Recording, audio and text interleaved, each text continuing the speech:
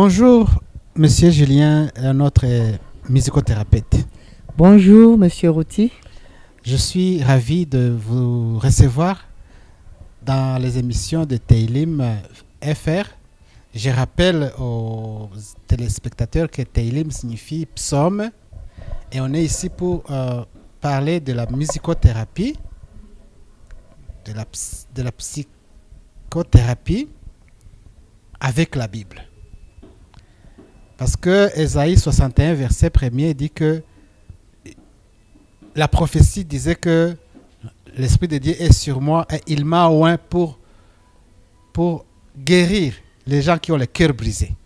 Et quand Jésus était jeune, on lui a donné le livre d'Ésaïe et quand il a lu, il a dit c'est cette prophétie qui est maintenant réalisée. C'était écrit en Luc chapitre 4 verset 18.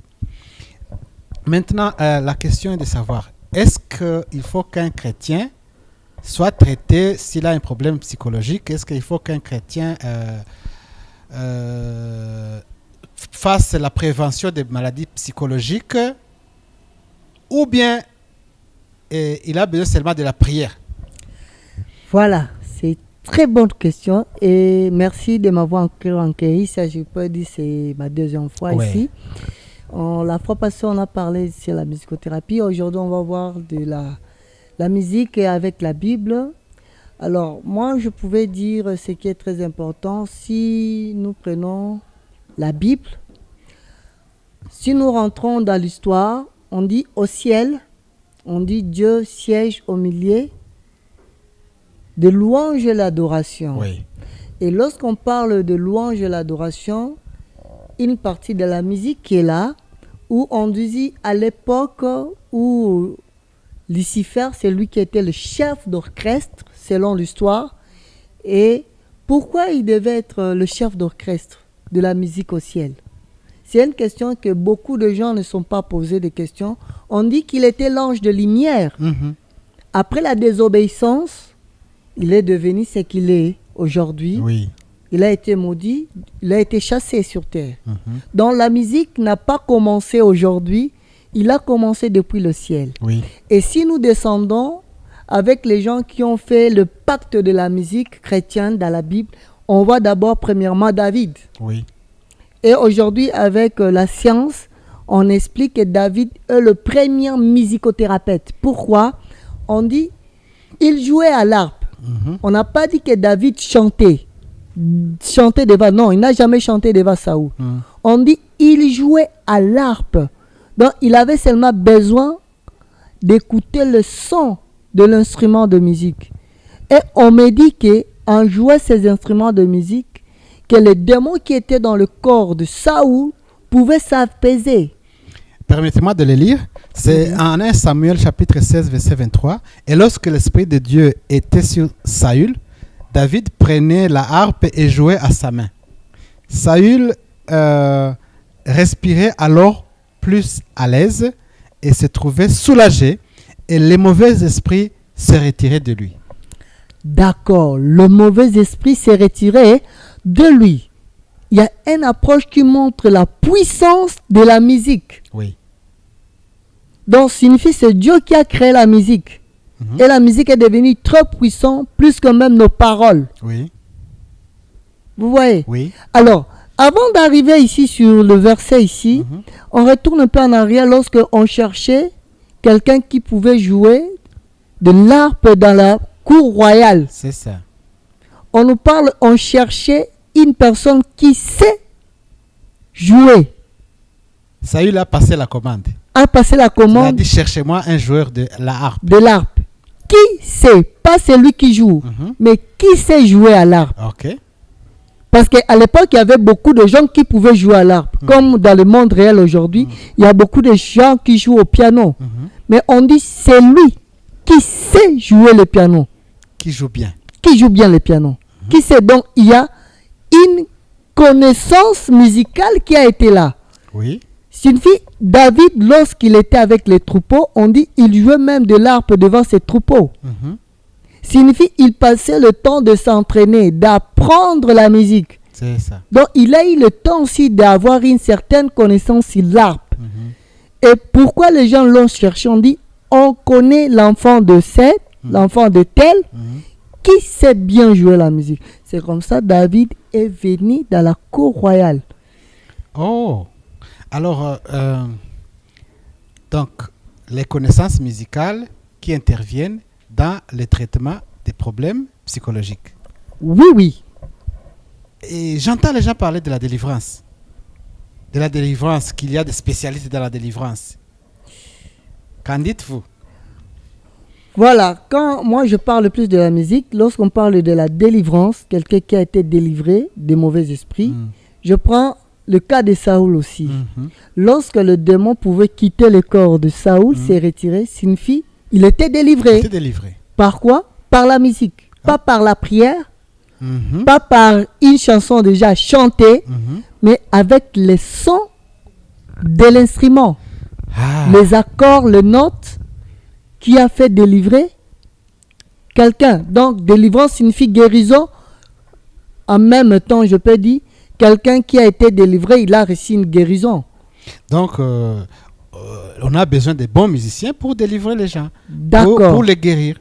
On a besoin de bons musiciens qui ont besoin de guérir de certaines maladies ou d'avoir des délivrances. Mais quel genre de musicien?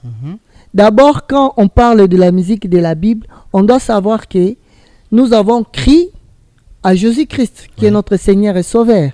Nous sommes chrétiens et ce n'est pas n'importe quel musicien qui a l'accès dans l'église de jouer n'importe quoi à l'église. Vous savez, il y a des gens qui viennent à l'église pour s'amuser parce qu'il est professionnel en musique, il peut venir jouer en musique.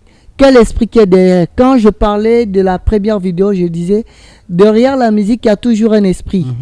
Et c'est quel esprit qui t'a poussé en musique?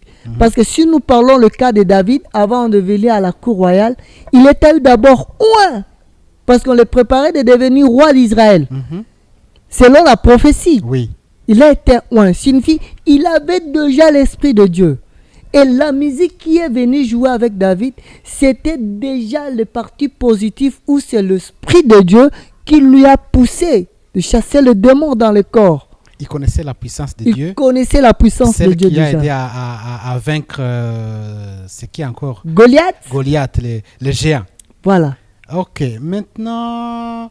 Oui, je sais qu'il y a des musiciens à l'église, mais qui cherchent d'être renommés, de faire des choses, des spectacles extraordinaires. Et ils font beaucoup d'accords là, avec des sons très aigus et tout ça. Il y a ce qu'on appelle la discipline sonore. Là, peut-être on parlera prochainement. Moi, je parle selon la musique dans l'église. En fait, lorsqu'on est chrétien, on a cru en Jésus-Christ comme Seigneur et Sauveur. Ce qui nous importe, ce n'est pas nos cantiques que nous lisons dans nos livres qui ont été écrits, des textes que nous chantons tous les jours. Par exemple, « Quel ami fidèle et tendre ». C'est une chanson qu'on chante presque tous les jours. Et qu'est-ce que l'esprit qui était derrière cette chanson-là? Que tout le monde doit croire que si je chantais cette chanson, ça aura de l'impact positif dans ma vie.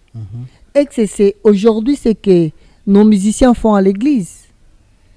Est-ce qu'ils sont poussés réellement par l'Esprit de Dieu? Ou bien ils sont poussés par leur connaissance musicale? La compétition aussi intervient. Quelquefois, on a besoin d'être remarqué, qu'on est spécial par rapport aux autres. Devant Dieu, on n'a pas besoin d'être spécial. Devant Dieu, on n'a pas besoin d'être professionnel. Devant Dieu, on n'a pas besoin d'avoir toutes ces connaissances-là. Devant Dieu, on a besoin de lui rendre gloire. On utilise la musique dans l'église pour accompagner les gens à adorer Dieu. Parce que la Bible nous dit que les vrais adorateurs m'adoreront en esprit et en vérité. Quel esprit et quelle vérité? Et alors, à ce point-là, est-ce que les musiques de grande qualité qu'on peut apprendre des musiciens séculaires n'aident pas les gens à jouer bien à l'église? C'est pas ça, vraiment. Je suis pas d'accord. Vous savez, la musique, c'est comme toute autre science. Lorsque vous êtes médecin, vous êtes censé de soigner le malade. Il y a des chirurgiens, il y a des orthopédistes, il y a beaucoup de genres, des sortes de médecins. C'est la science qu'ils ont étudiée, n'est-ce pas? Oui. Mais ils sont chrétiens, ils ont créé à Dieu. Même si vous pouvez traiter les maladies, ils savent que celui qui est au-dessus de tout, c'est d'abord Dieu. Et nous, dans l'Église, nous devons comprendre ça. Ok. On peut avoir une certaine... On apprend la musique, d'avoir cette connaissance musicale-là pour nous aider dans l'Église, comment nous maintenir, comment respecter les règles de la nature.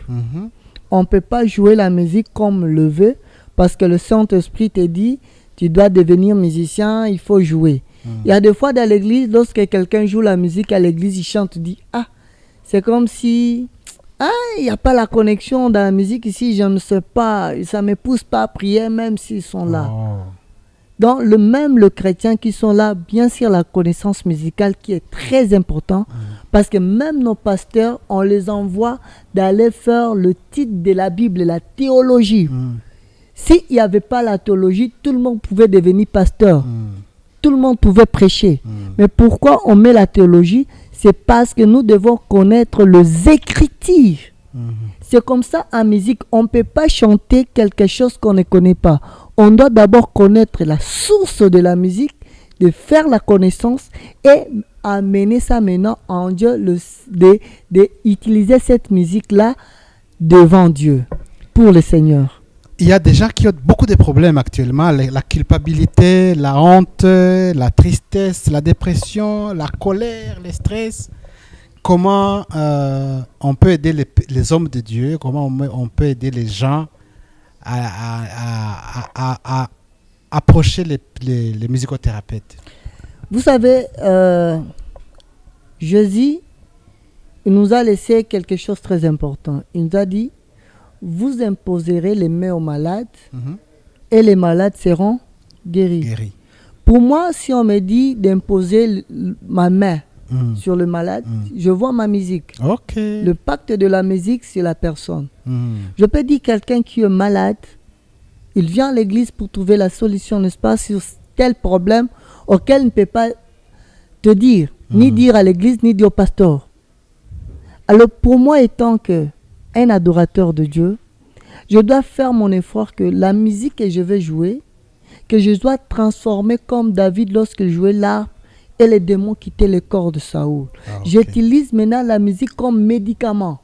C'est ça. À de certains problèmes. Les accords que je joue, la mélodie que je crée, ce n'est pas pour faire plaisir aux gens de l'église, mais peut-être pour guérir un fidèle qui est venu désespéré, traumatisé, pas pour apaiser sa conscience, pour qu'il puisse avoir la guérison. La musique aussi peut guérir, peut délivrer. Un conseil, parce que je vois les gens qui ont des problèmes psychologiques, de dépression et tout ça, qui pleurent, et ils se confient aux médias sociaux.